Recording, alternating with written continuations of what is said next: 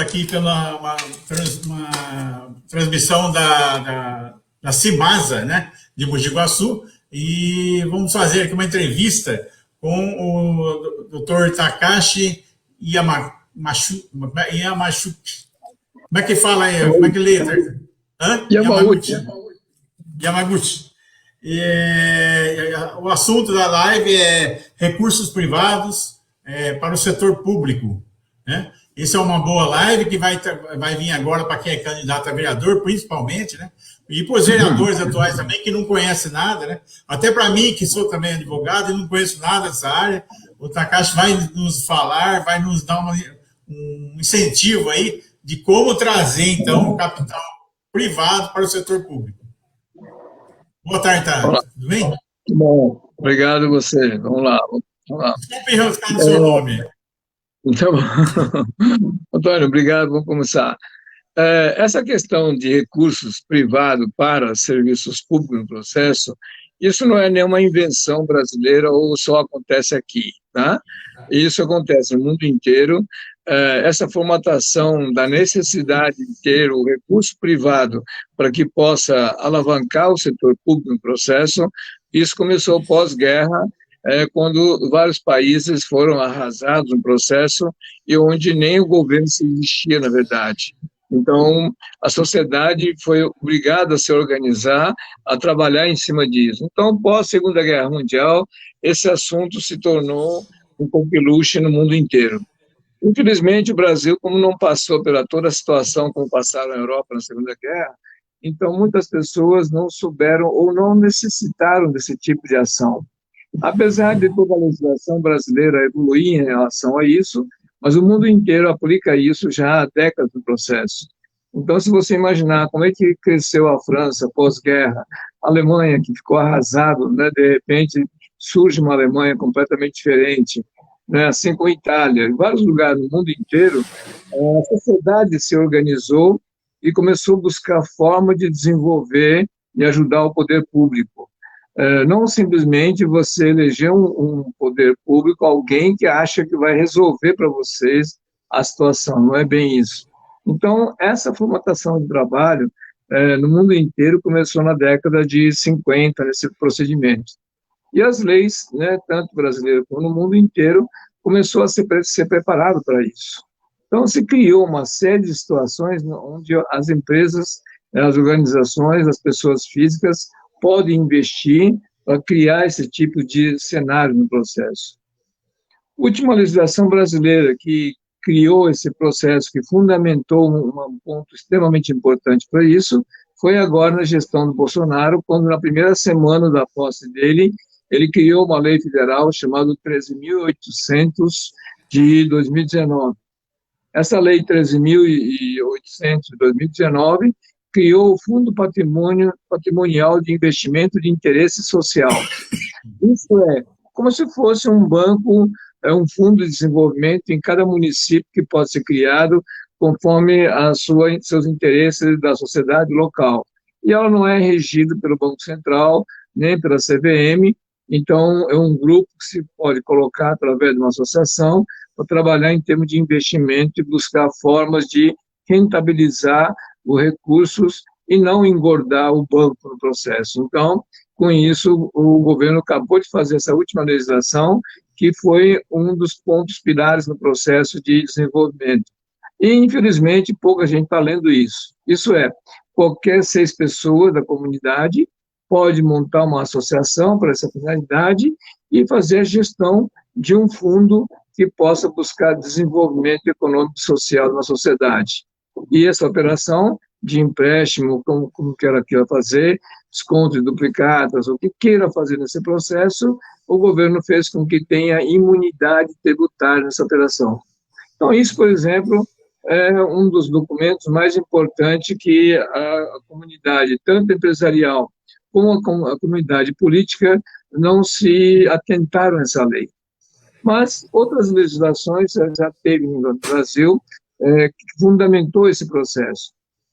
A lei principal que deu um caráter bem diferenciado nesse aspecto no Brasil foi a criação da Lei das OS, a 9.637, de 98, que é uma associação sem fins econômicos, no qual pode ter a participação da iniciativa privada, dos técnicos da comunidade, mas tem um detalhe importante, que entre 20% a 40% do grupo gestor da administração, o poder público pode indicar as pessoas para compor esse grupo. Então, como o grupo tem a participação do poder público, na famosa legislação das licitações, da 8666 de 93, se você olhar o artigo 24, dispensas e licitações, lá menciona que as organizações sociais estão dispensadas de licitação. Então, com isso, está propondo com que a sociedade civil organizada monte uma associação para desenvolvimento que conte com a participação dos empresários, da comunidade e do poder público local e promova o desenvolvimento econômico e social. Então, isso, por exemplo, é uma ferramenta que foi colocada à disposição e pouca gente também tem conhecimento dessa utilização. O que se ouve muito falar e o que aparece na mídia são as famosas organizações sociais, onde houve desvio de dinheiro na área de saúde, uma série de ações completamente equivocadas, que houve um uso dessa ferramenta erroneamente no processo. Então, com isso, uma organização social, por exemplo, que é montada para desenvolvimento, aí, por exemplo, em Mogi Guaçu, ela pode atuar em Mogi Guaçu, somente em Mogi Guaçu.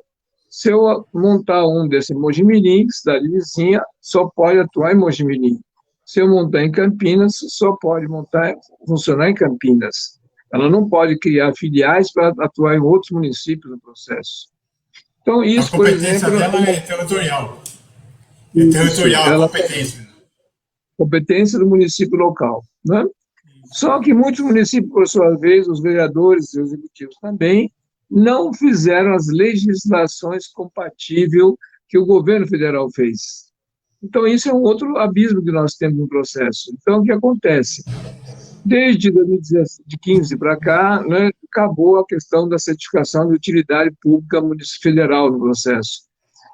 No entanto, os municípios, os estados ainda não fizeram suas legislações, então, com isso, foi extinta a utilidade pública federal, isso é, qualquer associação que tenha ainda como certificação uma utilidade pública federal, não tem mais valia, ela tem que estar enquadrada em forma de OCIP, que é uma lei 97, 90 e 99. E os municípios não fizeram essas legislações revogando as anteriores leis municipais de utilidade pública municipal. Então, deveria ter a lei municipal de OS ou OCIP, no caso. Os municípios não fizeram isso, não regulamentaram esse procedimento. Por falta de regulamento municipal, lógico que o regulamento federal tem valia no processo, mas, independente disso, também, como não houve a leitura e o entendimento dessa lei, então, simplesmente, não fizeram absolutamente nada com isso.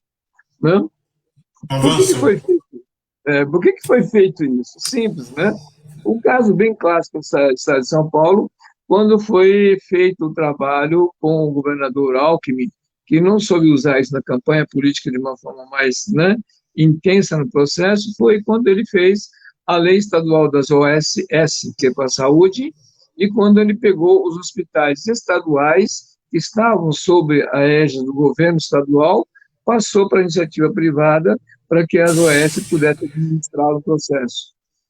Basta dizer que na primeira experiência que foi feita no processo, foi demonstrado que deu uma diferença na economia de operação, de custo operacional de 38% a menos. Então, imagina o reflexo disso na saúde e investimento no município, no estado, imagina isso nos municípios, qual o reflexo daria, né? Então, com isso, esses mecanismos que não estão sabendo utilizar e acabam perdendo a oportunidade. E não só isso, o governo foi criando ao longo do tempo leis no sentido de que a iniciativa privada, principalmente os empresários, não precisasse pagar tanto tributo e pudesse destinar no seu município.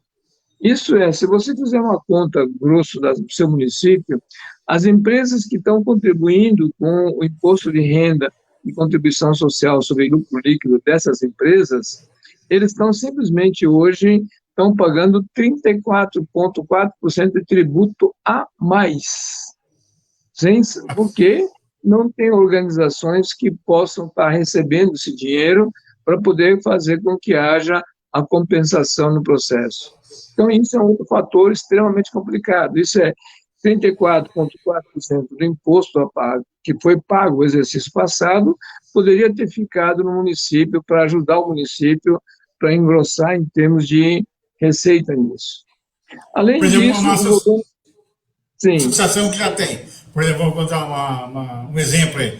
A Santa Casa de Mogi Guaçu, lá, é uma associação, tá certo? Que paga sim, seus impostos como antiga lei.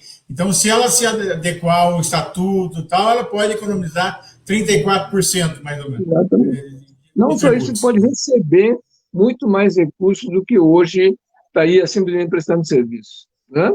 Então, são coisas que estão escapando da mão, né? Tem que mostrar para as pessoas. Né? Isso. O pior de tudo isso aí não é isso, tá? Não sei se vocês lembram, quando houve a campanha presidencial da vez passada, teve um político que mencionou que se ele uma vez fosse eleito, ele iria resolver a questão das pessoas que tivessem no Serasa, no SPC, e que com isso tiraria essas pessoas dessa situação, né? Então, um político falou isso e todo mundo achou que era conversa de político, que promessas que não tem como cumprir isso, né? Alguns até fizeram até piada sobre esse processo.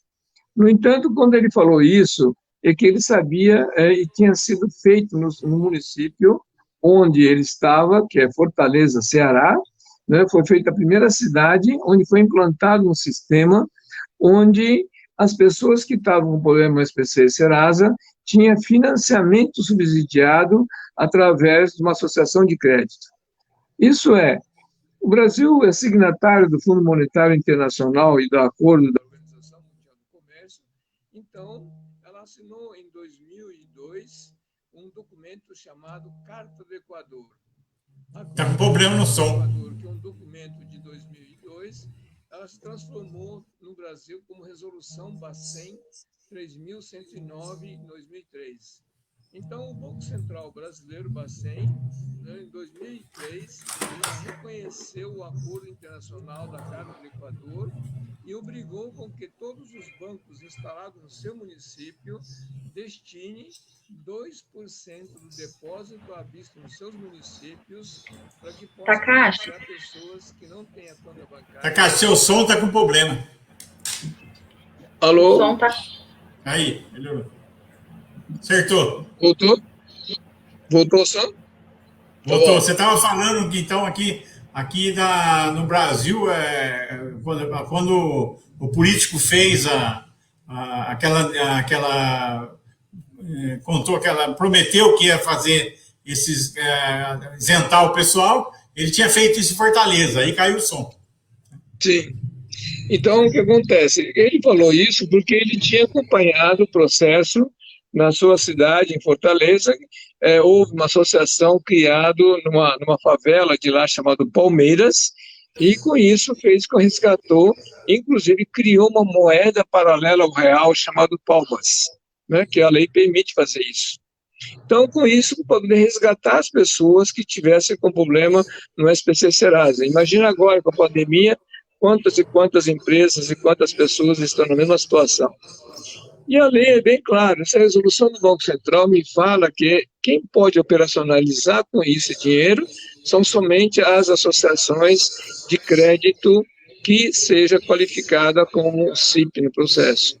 Então, com isso, você pode montar na sua cidade uma associação de crédito e você pode funcionar com isso.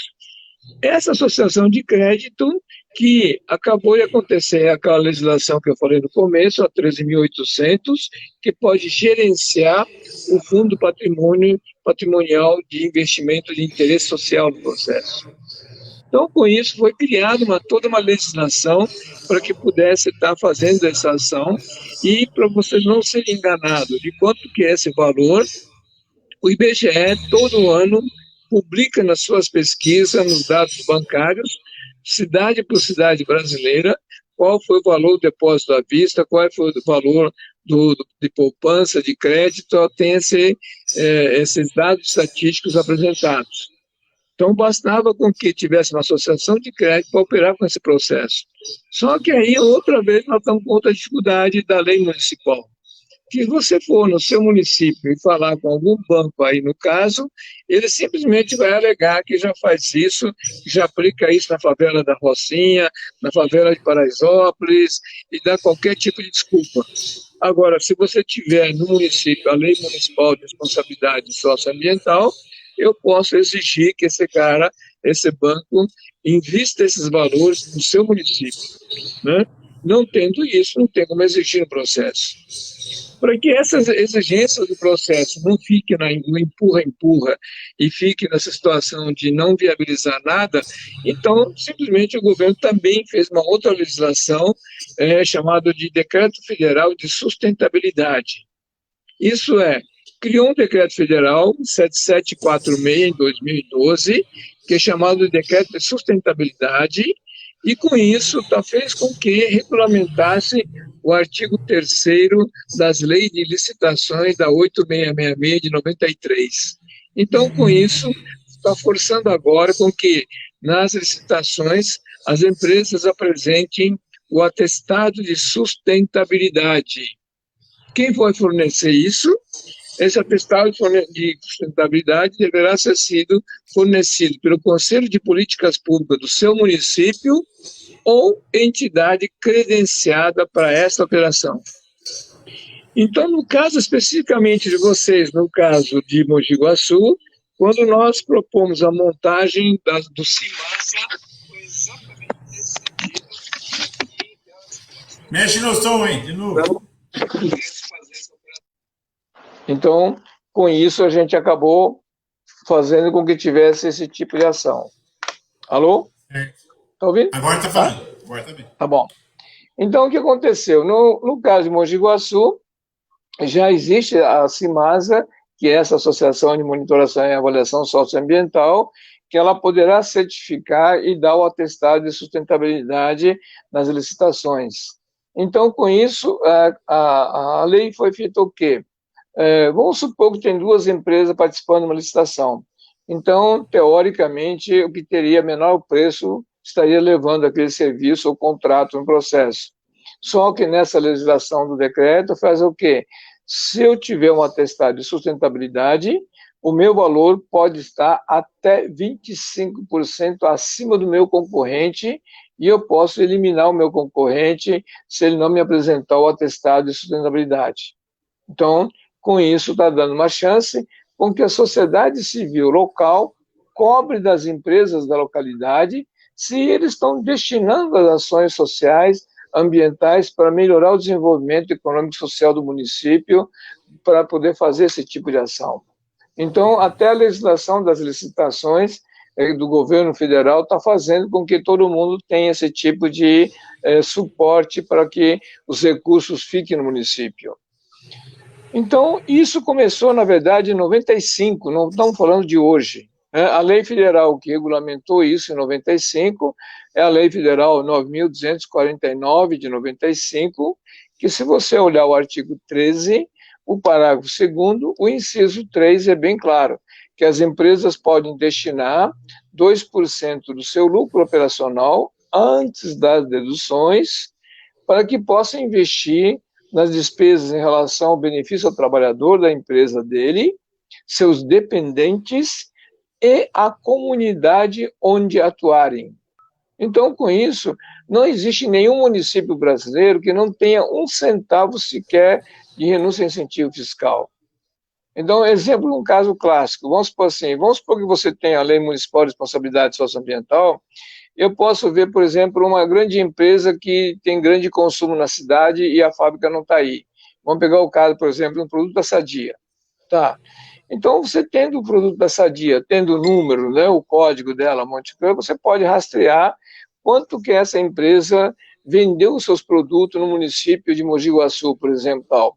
Perante isso, eu posso fazer um requerimento a essa empresa que, proporcionalmente ao volume de consumo que vocês tiveram, que haja participação desses 2% para o município de vocês.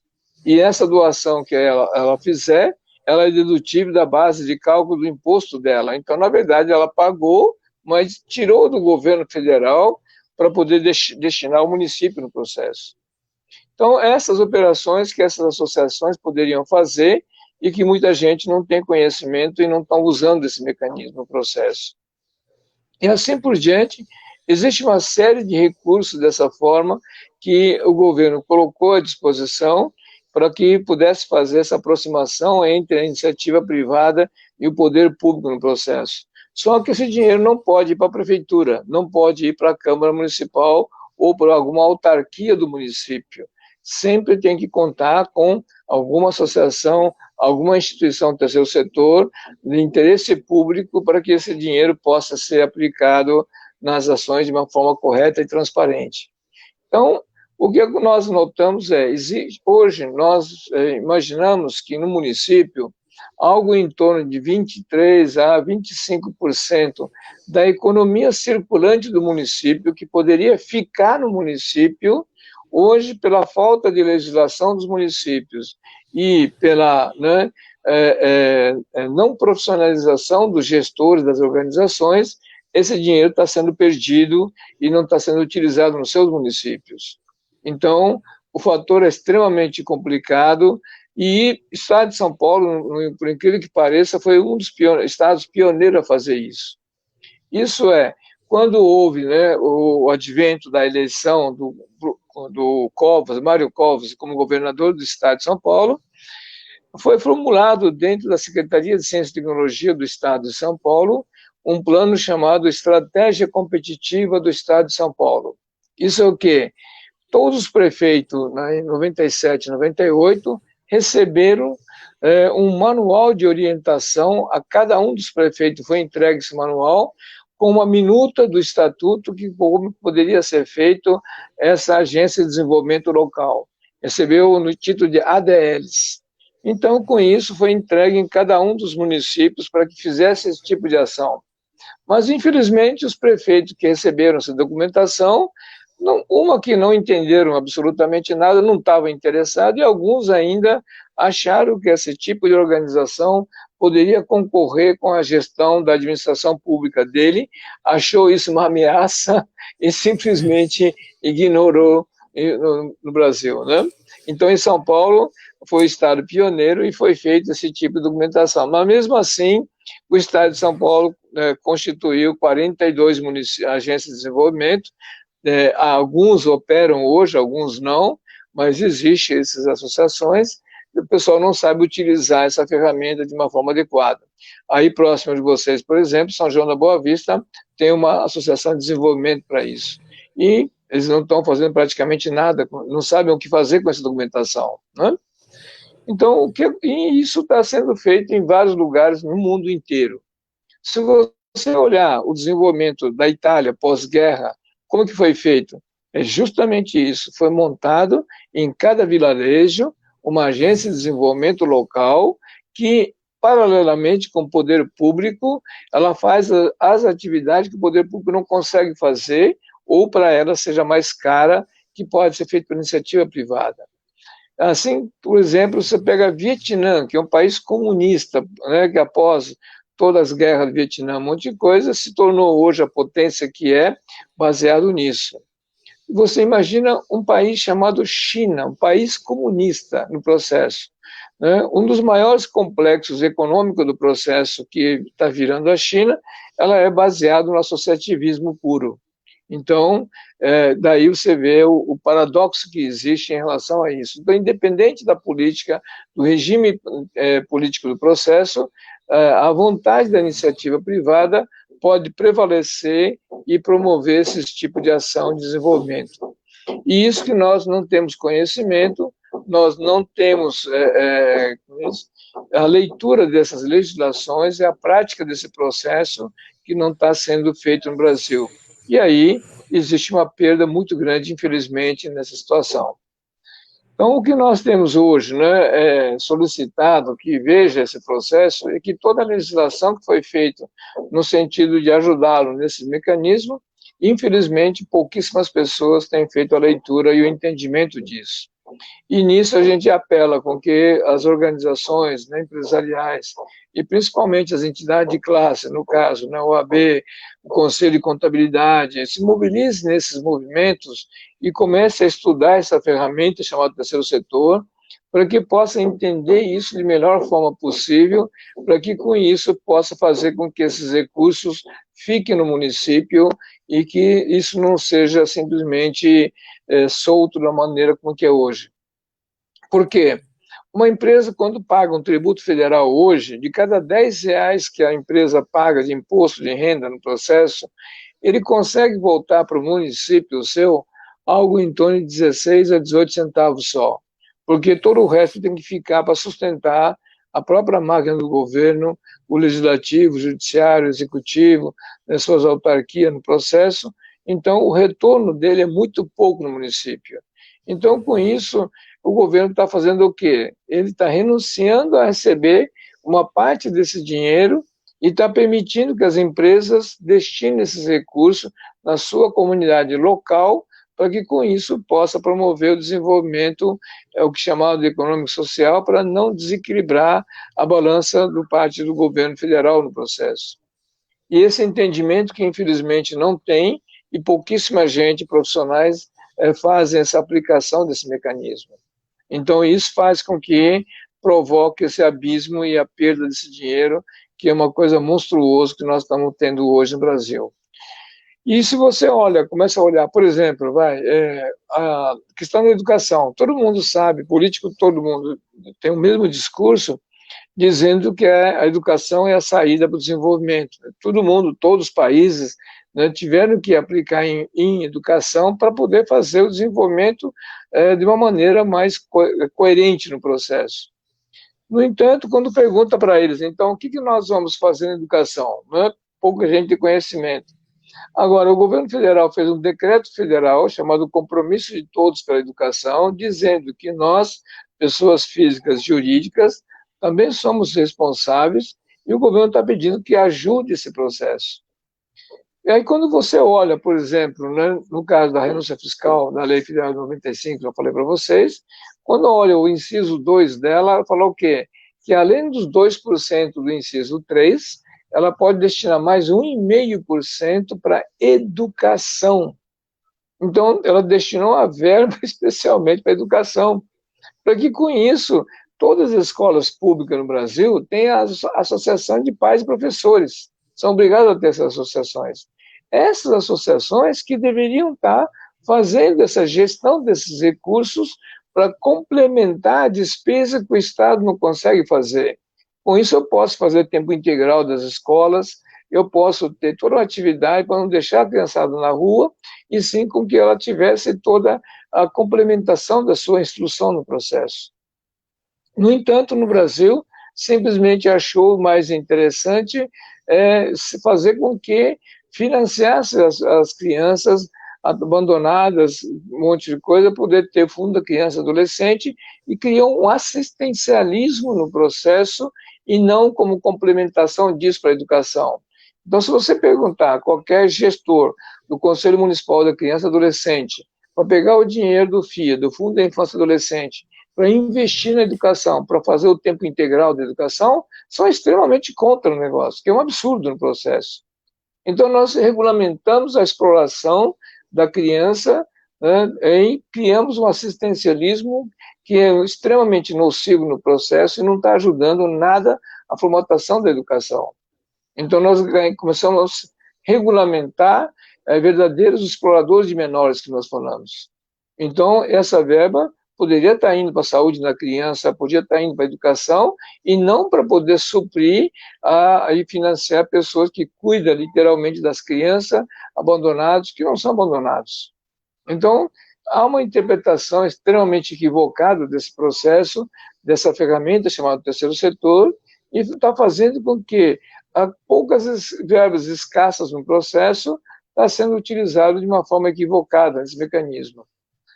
Então, o procedimento de trabalhar com que haja o desenvolvimento econômico e social equilibrado passa pelo conhecimento básico do que é essa ferramenta chamada terceiro setor, e com isso possa criar né, um novo conceito sobre desenvolvimento econômico e social. A mesma coisa acontece com a questão das moradias, né? Todos os municípios têm problema sério de moradia, de submoradias, ou as famosas favelas, um monte de coisa. No entanto, se você olhar a legislação, tem uma lei especial que regulamenta as submoradias sociais e, no entanto, nenhuma construtora se interessa em fazer isso, e nem mesmo da maneira convencional. Por que motivo? Porque a política habitacional brasileira, no caso, ela foi uma política patrimonial, é um banco financeira, BNH, Banco Nacional de Habitação. Não é uma sociedade para poder regulamentar a moradia social, para resolver a moradia. Nenhum país no mundo fez isso, só o Brasil. Todos os países que pegou pós-guerra, o caso da Alemanha, França, muitos que foram arrasados, Inglaterra, muitos que no processo, o governo entrou pesadamente para construir as moradias, para que pudesse, com isso, não abandoná-los na rua e criar uma linha de habitação social, como se fosse um aluguel no processo, e depois disso, quando a pessoa se estabilizasse em termos de receita e emprego, ela pudesse ter um financiamento depois que ela teria condições de financiar. Hoje no Brasil, não. E pior ainda, quando é feito hoje, da maneira como nós fazemos as habitações sociais no brasileiro, no processo, ou a Minha Casa Minha Vida, Casa Verde, amarela, sei lá que for o nome que se dá, do valor dessa obra, nós estamos falando que 42% desse valor é tributo. Então, o coitado do financiador está financiando tributo. Pelo amor de Deus, porra. Isso não é social, nem é nada. É um conceito completamente equivocado no processo. Então, daí há uma... Em vez de incentivar a fazer a habitação na onde tem vagos terrenos na cidade, começa a fazer distância, né? Cada bairro mais distante que pode, para depois de construir uma rodovia, fazer aí vai. Não, depois vai encarecendo a infraestrutura, vai piorando, né? E cada vez vai marginalizando o povo, vai deixando para fora do município quanto mais possível, né? Isso. Então, há um conceito completamente equivocado para isso. No entanto, se essas casas, por exemplo, forem feitas através de uma associação, e se você olhar na própria Caixa Econômica Federal, tá? Tem uma linha de financiamento do sistema associativo. Olha só, né?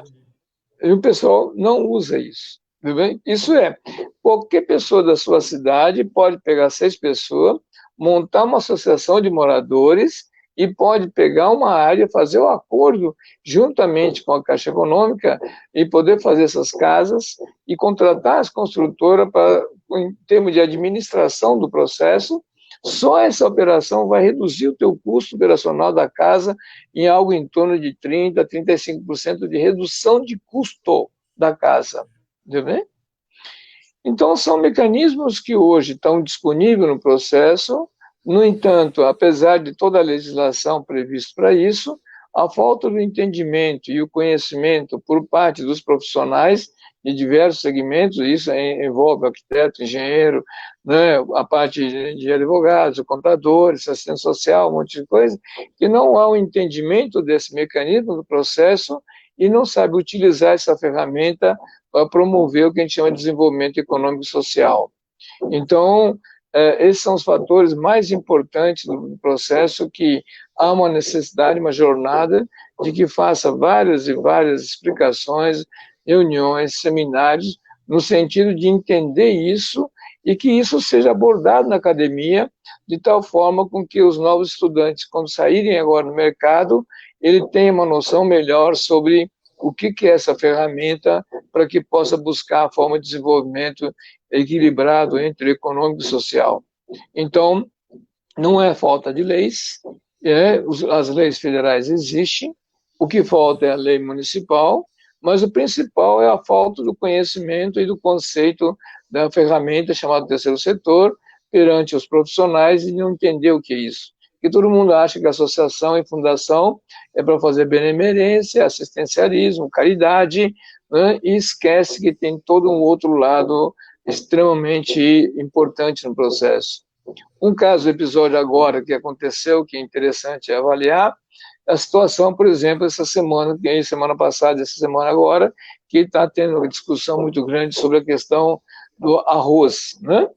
Que o governo tirou a importação, taxa de importação do arroz, né? Sim, tem todo produto, só para ter uma ideia de como é que a coisa é tão complicada e tão bagunçada, que é o seguinte: o arroz, quando sai do produtor rural, o produtor rural, quando manda isso para o beneficiamento, ele não tem imposto.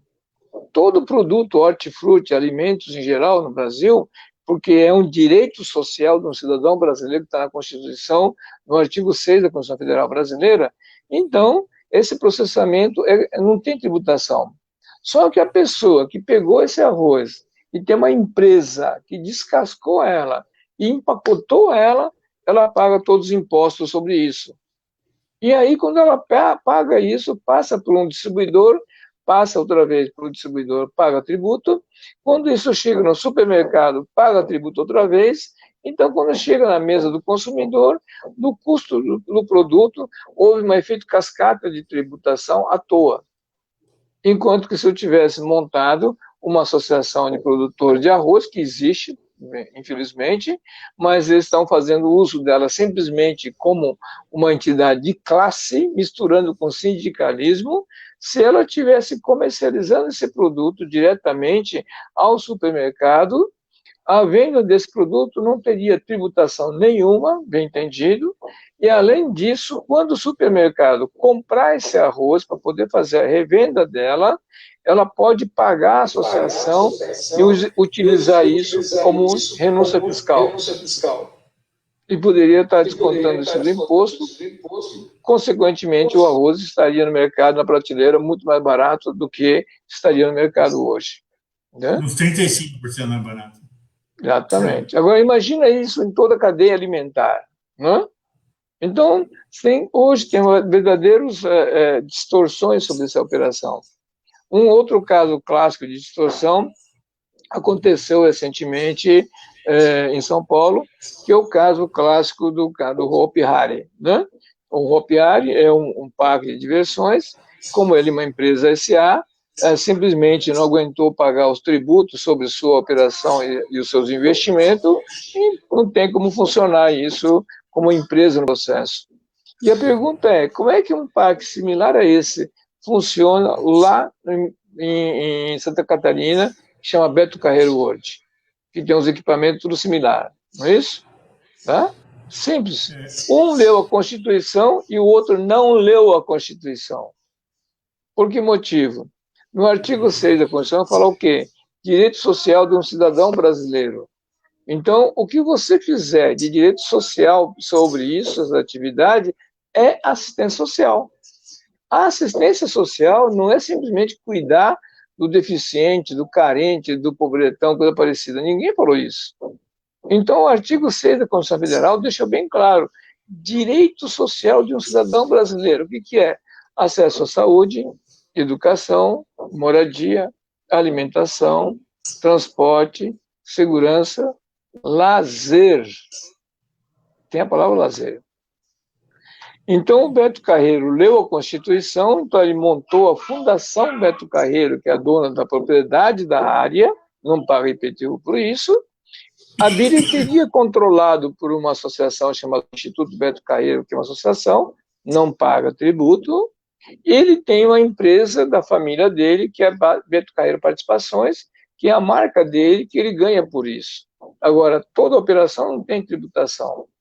Agora, o outro montou uma empresa Hopi Hari, uma empresa SA, de capital fechado no processo, desde a importação dos equipamentos, tudo tem tributo. Isso é, do faturamento que ele tem lá, algo em torno de 42% a 46% é tributo, enquanto que o outro não. Por isso que sobrevive. Entendeu, né? Então, com isso, a falta de entendimento desses mecanismos no processo que cria todo um erro conceitual.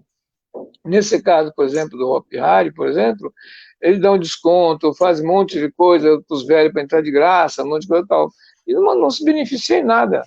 Né? No caso do Beto Carreiro, ele tem lá todos os idosos entrada gratuita no processo, uma vez por semana tem alguma escola que foi escolhida na região, que passa o dia lá, né? E esse valor que ele poderia estar ganhando dinheiro, não está ganhando, inclusive está fornecendo lanche para eles, tudo, isso é um custo social que ele está contribuindo na região, de tal maneira que com isso as crianças têm o lazer, têm atividade. Então, a contribuição social sobre a receita dele, para poder ter direito à imunidade tributária, ela faz essa série de ações dessa forma no processo. E com isso vai bem, graças a Deus, e assim não tem nenhum tipo de risco no processo.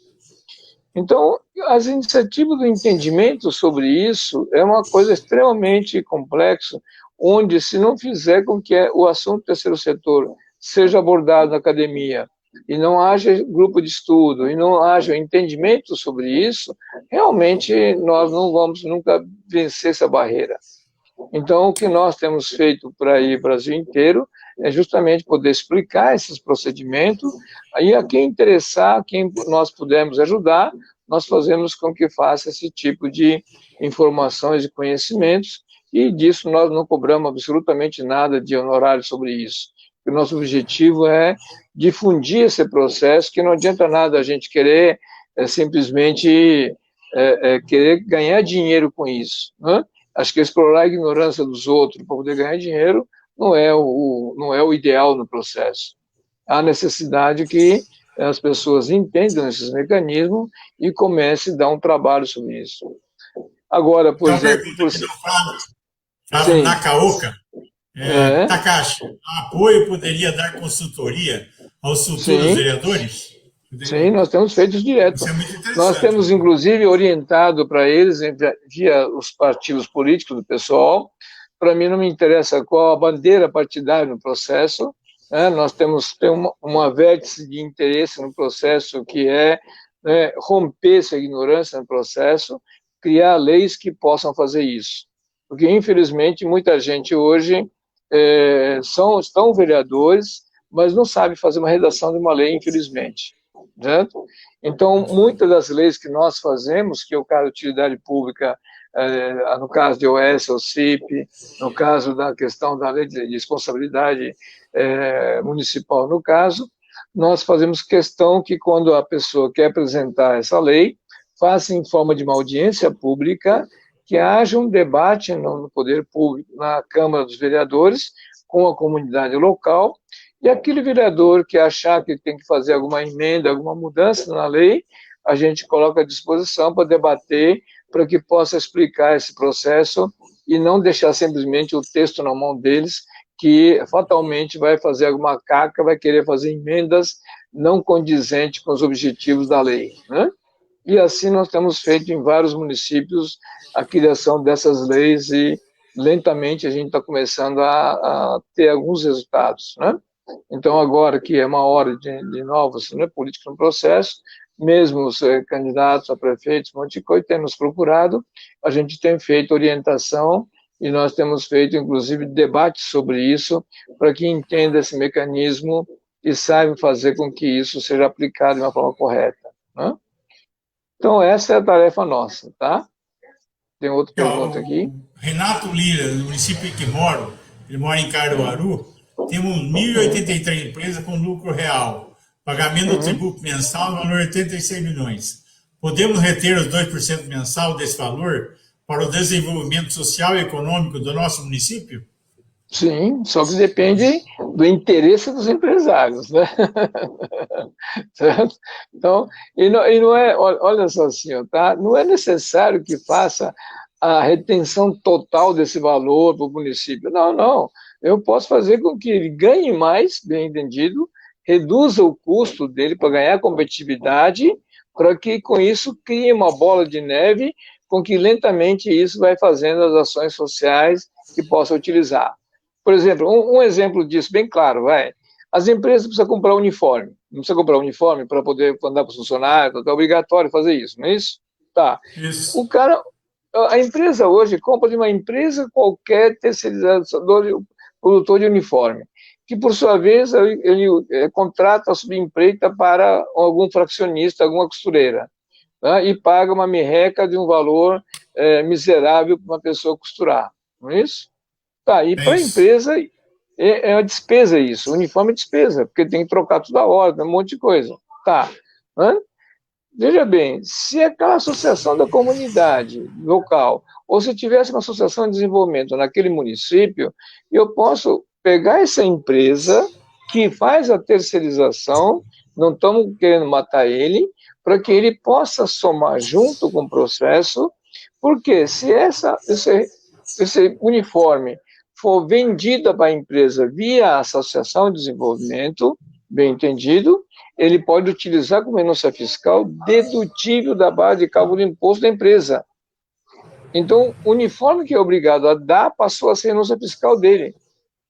Automaticamente, com isso, eu posso pagar a costureira muito mais do que pagaria através do intermediário, que é lucro presumido, que não tem nada de despesa, e o coitado também tem uma margem de lucro extremamente estreita no processo. Tudo bem?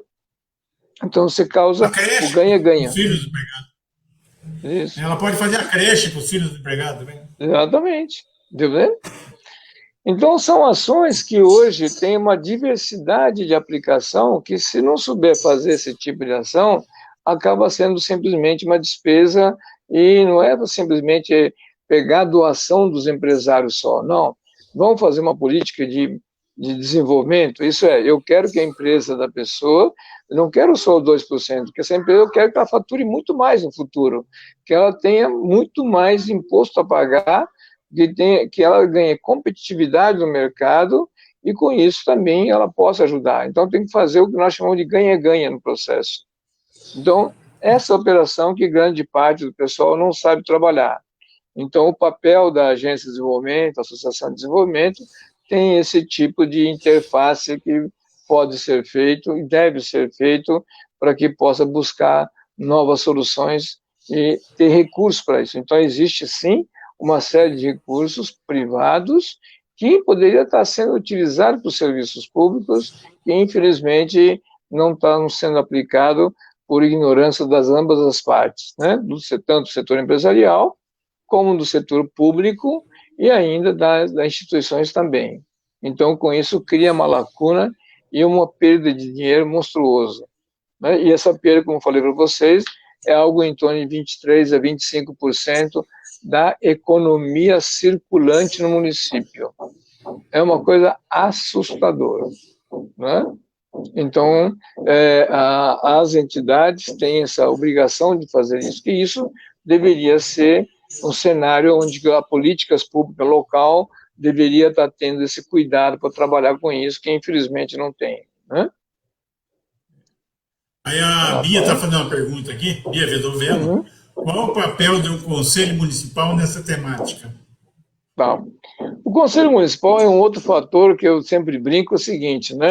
Nada contra os conselheiros, que eu acho que o conselheiro tem um papel extremamente vital, mas, em primeiro lugar, né, quando a gente vai fazer um programa de desenvolvimento no município, eu faço uma brincadeira bem chata. Primeira coisa, eu peço para o prefeito convocar todos os membros de todos os conselhos. Convocação. Quando eles sentam, a primeira pergunta que eu faço é a seguinte: quem leu a Constituição Federal? Ou melhor, vamos começar pela lei municipal. Quem leu a lei orgânica do seu município? Não leu, pode sair da sala.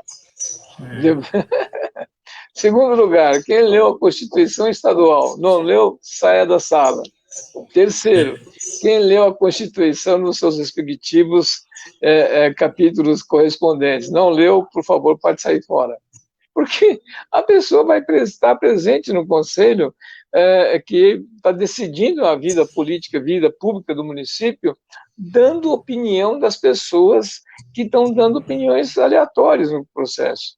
Como é que eu vou administrar um município com achômetro de pessoas? Não tem como fazer isso. Quando ainda tem reunião, porque às vezes não tem nem reunião, só assim. Exatamente.